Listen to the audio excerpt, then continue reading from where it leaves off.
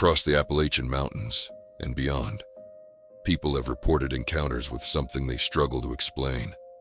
Hunters, children, farmers, families, people with nothing to gain by sharing what they experienced. Most describe the same impossible creature, a towering figure covered in dark fur, the head of a wolf, the body of a man, a creature said to move effortlessly on both 2 legs and 4. Some call it the Dogman. Others simply call it a werewolf. Tonight, we're sharing 5 reported encounters from ordinary people whose lives were forever changed after coming face to face with something that should not exist. Whether these witnesses encountered an undiscovered predator, a case of mistaken identity, or something far stranger, is for you to decide. Let's begin. Encounter 1 Sparta, Tennessee, 1988. I was about 5 years old when this happened. At the time, my family lived near Sparta, Tennessee. My dad worked at a local sawmill, and the company owned the small house we lived in. It sat on the corner of a quiet road, surrounded by a handful of other homes. Behind our house, only about 30 feet from the back wall, the yard ended and the woods began. Our backyard was larger than most, but not so large that I couldn't clearly see the line of pine trees stretching across the edge of the property. I shared a bedroom with my parents because the electricity in my room wasn't working. One night, sometime after everyone had gone to sleep, I woke up needing to use the bathroom. I wasn't afraid of the dark. Nothing seemed out of the ordinary. I quietly climbed out of bed and walked through the house without turning on any lights. The old floor creaked beneath my feet, but otherwise the house was completely silent. The bathroom was at the very back of the house. Above the bathtub was a large rectangular window that looked directly toward the woods.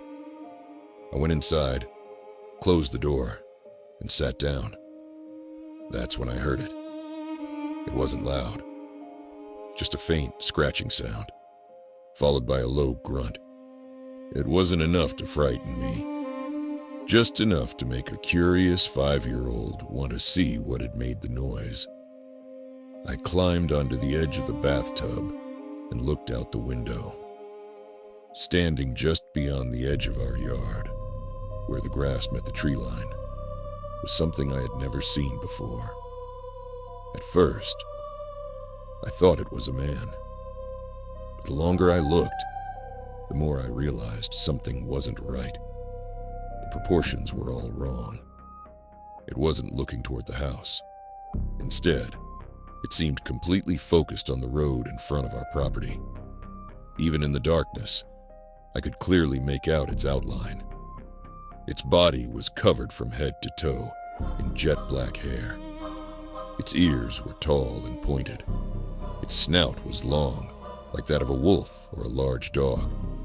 Its arms looked almost human, ending in what appeared to be hands instead of paws.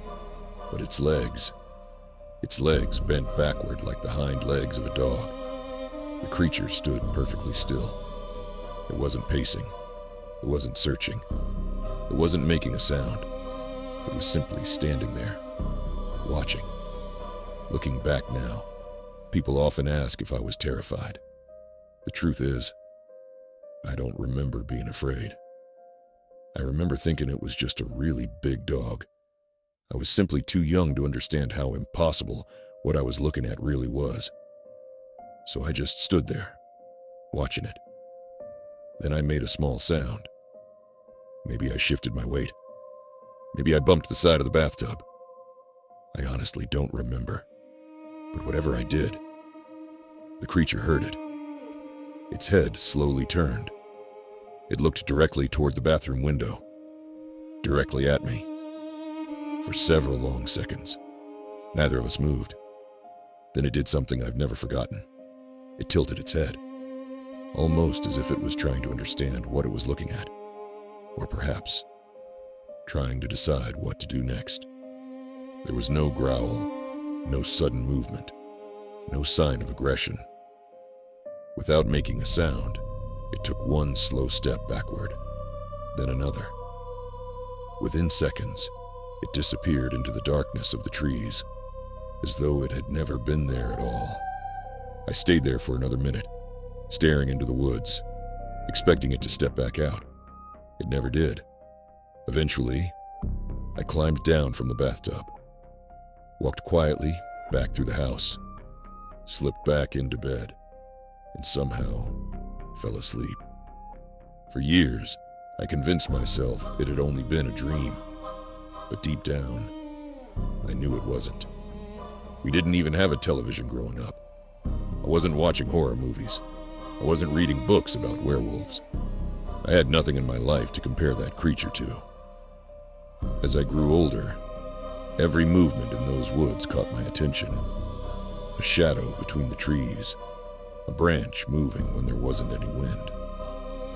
Part of me always wondered if it had come back.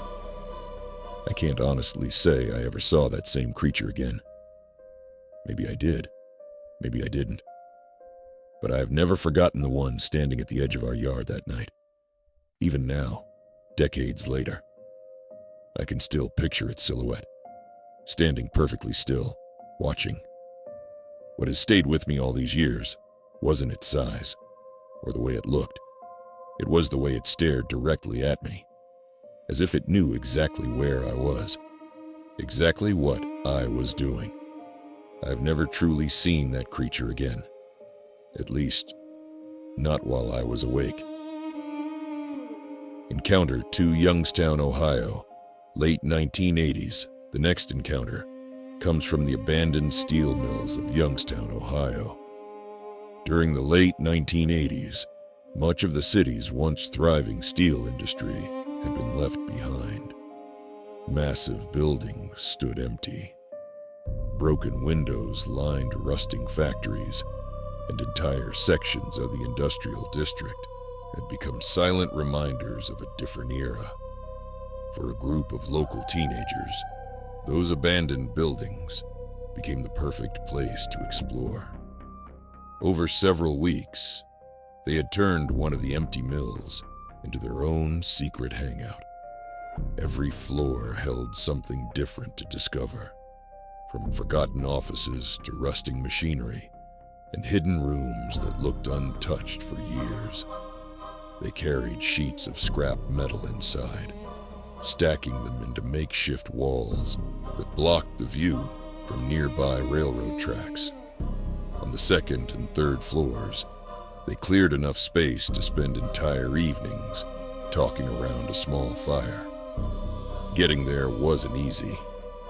Most of the staircases had collapsed years before.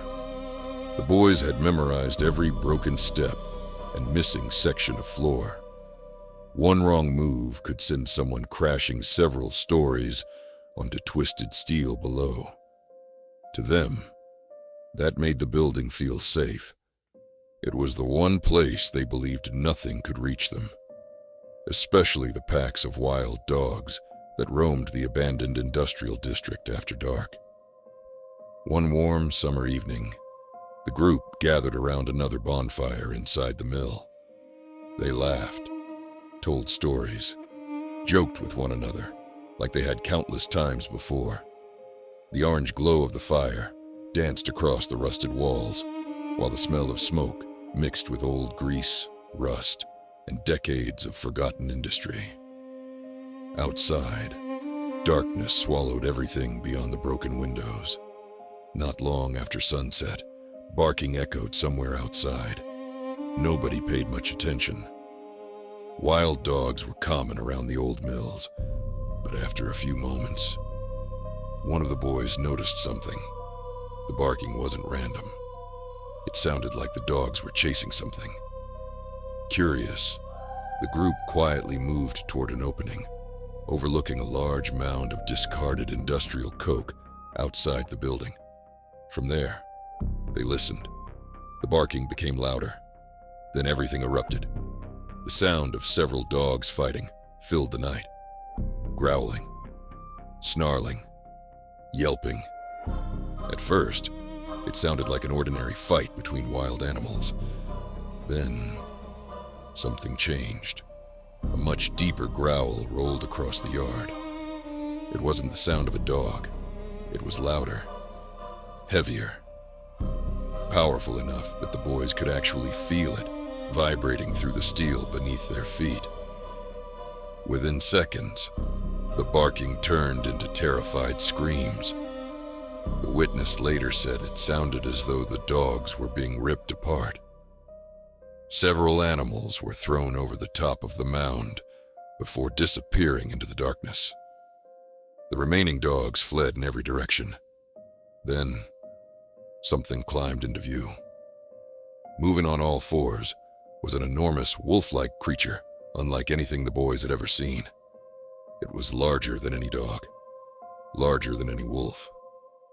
Its dark coat blended into the night, making it difficult to judge exactly where the creature ended and the shadows began. It moved slowly, confidently, without the slightest hint of fear. When it reached the top of the mound, it stopped. For several long moments, it stared into the darkness where the surviving dogs had fled. Then it lifted one hind leg and marked its territory. One of the boys accidentally shifted his footing. A large sheet of scrap metal crashed onto the concrete floor. The sharp metallic bang echoed through the empty mill, bouncing from wall to wall before disappearing into the silence. Instantly, the creature turned. Its attention was now fixed on the building. Every one of the boys froze. The witness later said the fear hit all of them at exactly the same moment. Its eyes reflected the orange glow of the fire behind them, burning amber against the darkness. Then it growled, not loudly, but deeply enough that every one of the boys could feel the vibration inside their chest. One became nauseous. Another suddenly felt lightheaded. Nobody moved. Nobody spoke. Then, the creature did something none of them were prepared for. It slowly stood up. Its hind legs looked like those of a wolf, but they were far thicker. Massively muscled, the creature moved as though walking on two legs was just as natural as walking on four. Its shoulders rose well above the surrounding debris. Standing upright, it looked impossibly large. The boys didn't wait. They ran. Boots slammed against old concrete as they sprinted deeper into the abandoned mill, climbing broken stairways toward the third floor.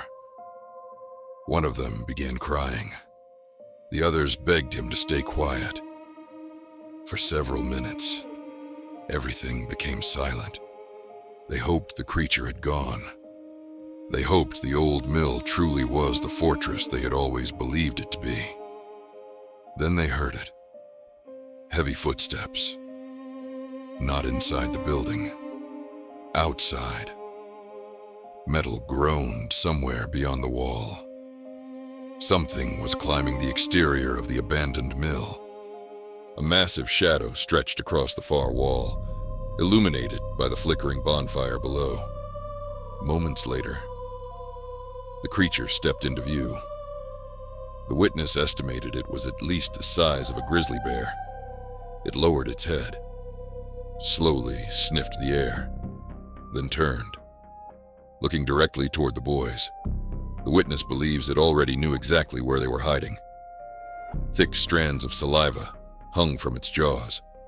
The firelight glistened across its teeth. It looked hungry. Then it turned toward the staircase. It was coming after them. Their only possible escape was an old fire stairway leading toward the roof. Most of the lower steps had collapsed years earlier, yet the creature crossed the missing section effortlessly.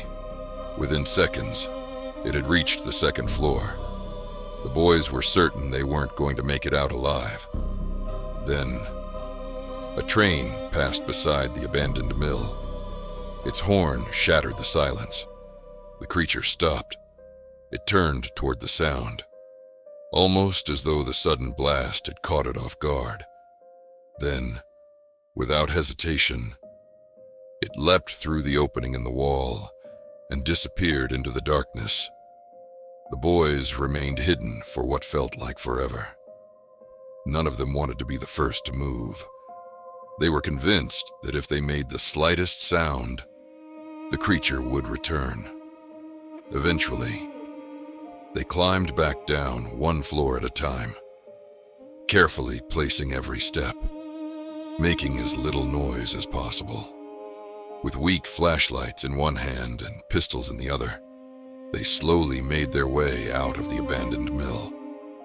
The cool night air hit them as they stepped outside, but none of them felt relieved. They simply wanted to get as far away from that place as possible. When they heard dogs barking somewhere in the distance, every one of them broke into a run. None of them stopped until they reached a friend's house. Years later, the witness said every one of the boys remembered that night. Some details faded with time, but one memory never did. The moment that creature stood on two legs and looked directly at them. Encounter 3, Palmyra, Maine, Labor Day weekend, 2007. Eric and Shelley Martin had lived along Madawaska Road in Palmyra, Maine, long enough to become used to the sounds of the countryside.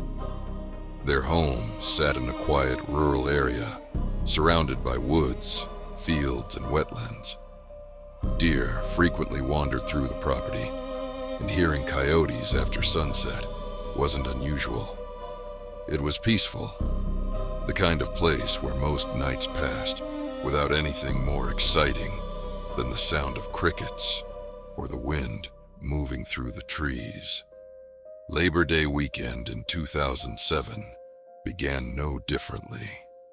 That evening, Eric and Shelley were sitting together on their front porch while their 18-year-old daughter slept upstairs. The sun had long since disappeared below the tree line. The only light came from the porch and a few distant security lights scattered across neighboring properties. For a while, neither of them spoke. They simply enjoyed the cool evening air and the sounds of nature. Then, Eric suddenly became tense. Without taking his eyes off the darkness ahead, he quietly told Shelley they needed to go inside. His voice remained calm, but something about it immediately caught her attention. She followed his gaze toward the edge of their property. At first, she couldn't understand what he was looking at. Dark shapes stood just beyond the yard. Then one of them moved. Standing near the tree line were 3 enormous creatures. Even from a distance, Shelley could tell they were far too large to be coyotes or bears. She estimated each one stood nearly 7 feet tall. Their bodies were lean but powerfully built. One was covered in light brown fur. The other 2 appeared much darker. Their ears were long and pointed, rising well above their heads. Their eyes reflected an eerie yellow-green glow whenever they caught the porch light. None of the creatures made a sound. They were unnaturally quiet. They simply watched. Then, movement caught Eric's attention off to the side. 2 more figures emerged from the darkness. Unlike the first 3, these were moving, slowly, quietly, almost as though they were attempting to circle around the house without being noticed. Looking back, both Eric and Shelley would later wonder if the first 3 had been keeping their attention while the other 2 quietly moved into position. Whatever the truth, the moment those 2 realized they had been spotted, everything changed, one after another. All 5 creatures rose onto 2 legs. They no longer resembled ordinary wolves.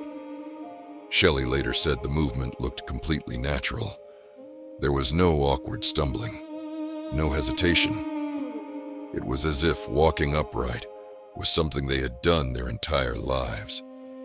Their posture leaned slightly forward, yet they moved with surprising balance and confidence, almost human. Neither Eric nor Shelley waited to see what happened next. They hurried inside the house and locked the door. Shelley immediately began checking every window, pulling the curtains shut, making certain every lock was secure. Eric's thoughts immediately went to his firearms. When they had moved onto the property, Shelley had insisted they be stored inside the barn, several yards from the house. At the time, it had seemed like the safest place to keep them. Now, it felt like the worst possible place. For a brief moment, Eric considered making a run for them. Shelley quickly talked him out of it. She wasn't about to let him disappear into the darkness.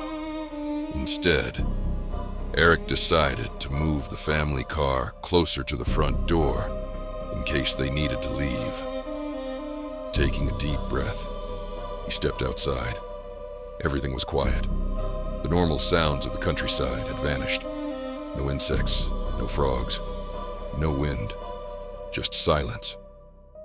As he crossed the yard, a motion-activated security light suddenly switched on. The bright light flooded part of the property, standing only a short distance away. One of the creatures was staring directly at him. For a brief moment, his heart pounded so hard, he was certain the creature could hear it. Neither one moved. Eric later wondered if the sudden light had startled it, or perhaps it simply didn't want to reveal itself any further. Whatever the reason, the creature stopped advancing. Eric didn't wait to find out what happened next.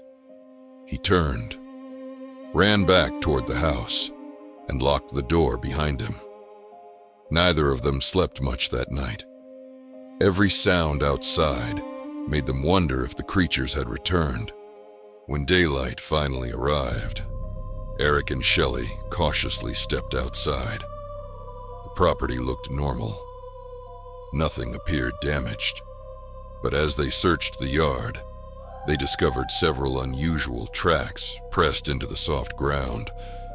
The prints resembled those of an oversized dog, except each print was unusually long, almost as though an extra hooked claw extended from the front of the foot. The spacing between the tracks suggested whatever had made them had been walking upright. Neither of them had ever seen tracks like them before. Years later, both Eric and Shelley continued telling the same account. 5 large canine creatures, standing silently beyond the tree line, watching, waiting. Neither of them claimed to know what they had seen. They only knew one thing. Whatever had surrounded their home that night was unlike anything either of them had ever encountered before. And from that night forward, they never looked at their property the same way again.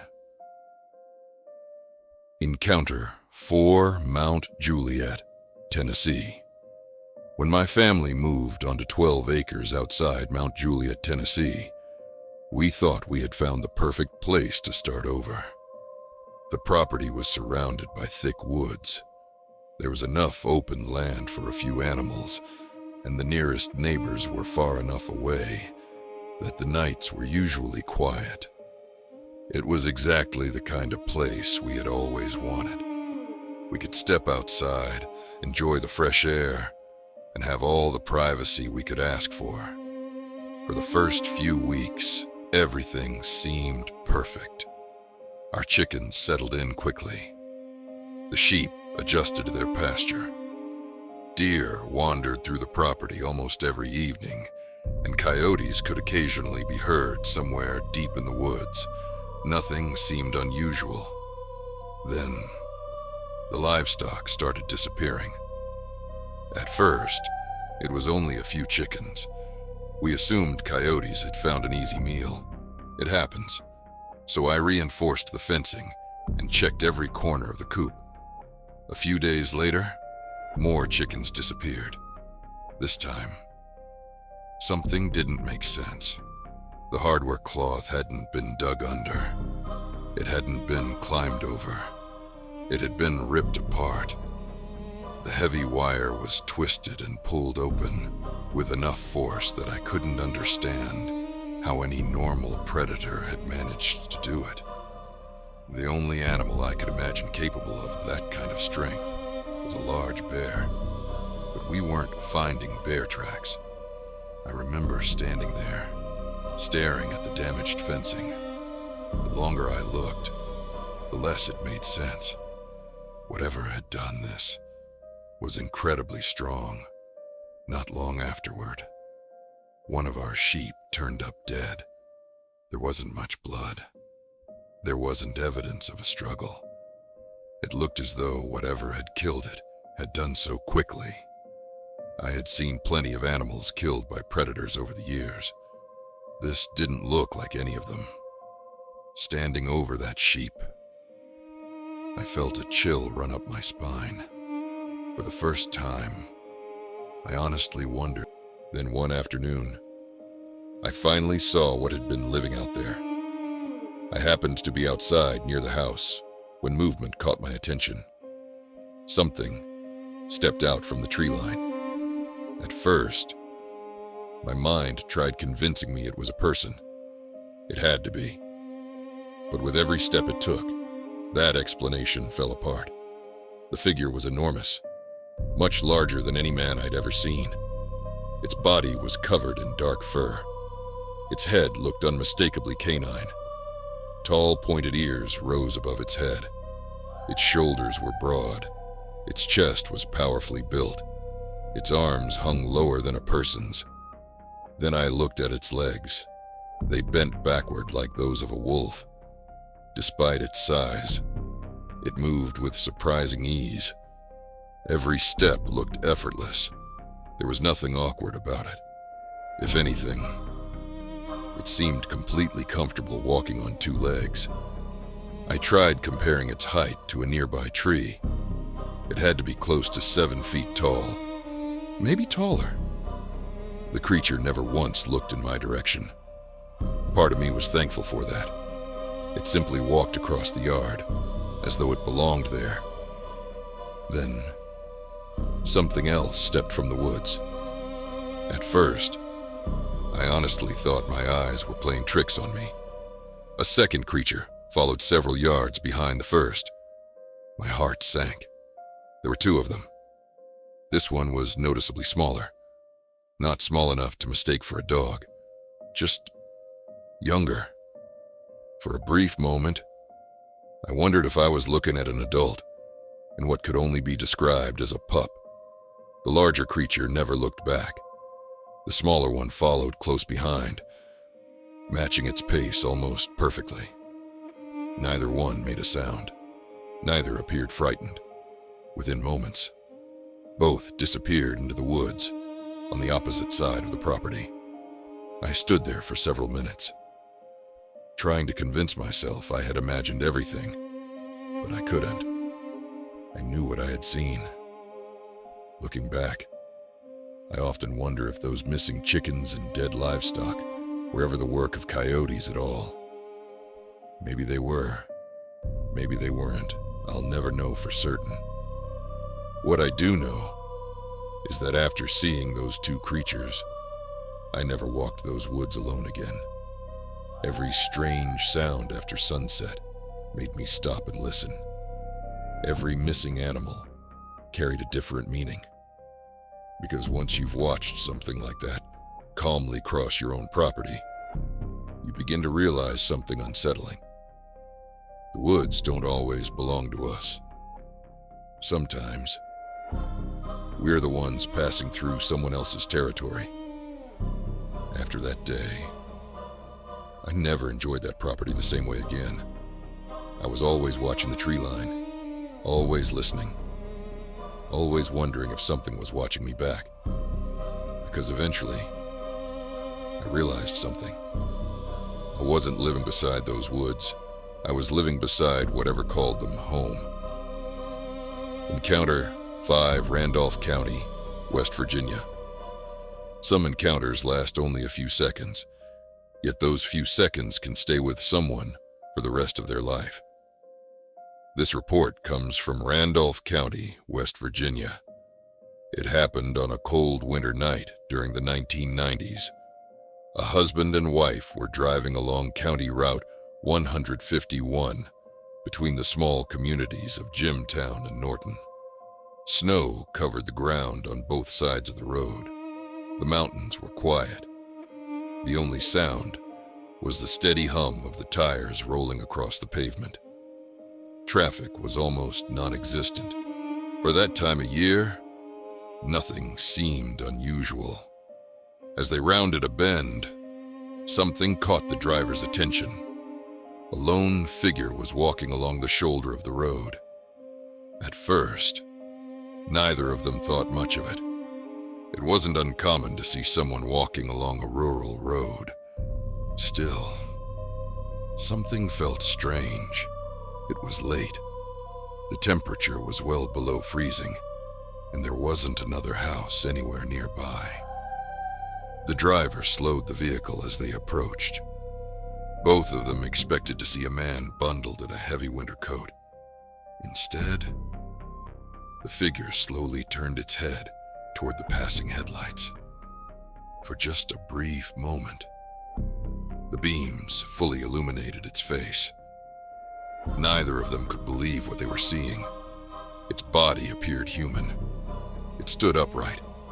Its shoulders and frame looked almost normal, but its face looked like that of a dog.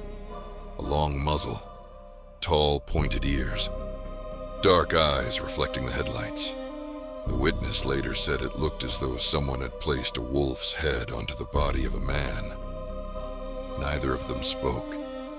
For a few seconds, they simply stared, almost holding their breath.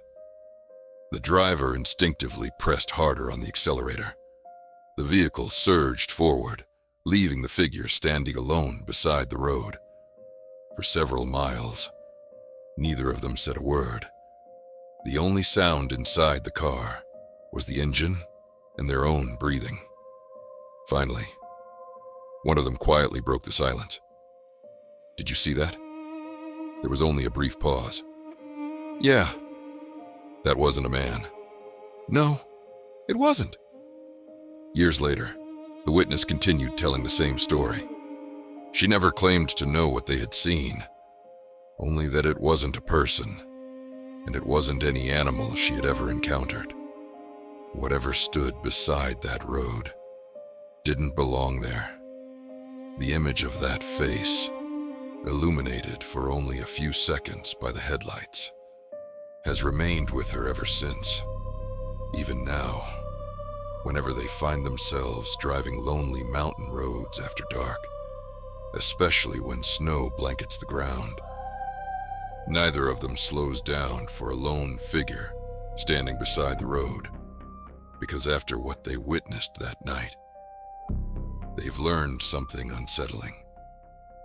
You never truly know what's waiting just beyond the edge of your headlights. Across every encounter shared tonight, certain details continue to repeat. Witnesses consistently describe a creature standing between 6 and 8 feet tall, a long canine muzzle, pointed ears, powerfully built shoulders, legs resembling those of a wolf. Many report an overwhelming feeling of dread before ever seeing the creature. Others describe an unnatural silence. Animals suddenly stop making noise. The woods become still, and then the encounter begins. Perhaps these stories are nothing more than coincidence. Perhaps every witness simply misidentified an ordinary animal under extraordinary circumstances. Or perhaps something still walks the forests and forgotten places of North America, avoiding people whenever possible, watching from the tree line, remaining just beyond what we can explain, whatever the truth may be. These witnesses all believe they experienced something they will never forget. We'll leave the final judgment to you. Until next time, stay aware, stay curious, and if you ever find yourself alone in the woods after dark, pay attention to what's watching from the shadows. Warden Field Assessment Entity. Classification: upright canine threat level. High behavior. Observed. Stalking behavior. Territorial patrols. Livestock predation. Intelligent observation of humans. Silent approach. Capable of bipedal and quadrupedal movement. Recommendation: avoid isolated wooded areas after dark.